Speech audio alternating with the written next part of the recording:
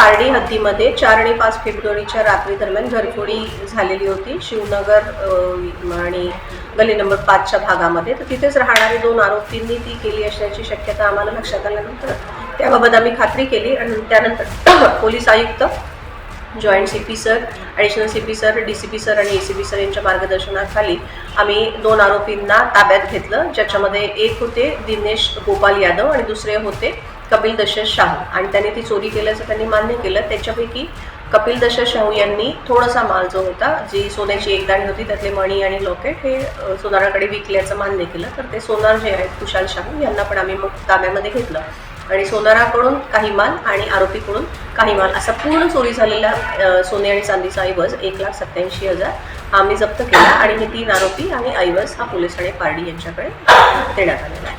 Ma'am, जे आरोपी आहे ते कोणत्या गुन्हे प्रवृत्तीचे होते की काय सांगा?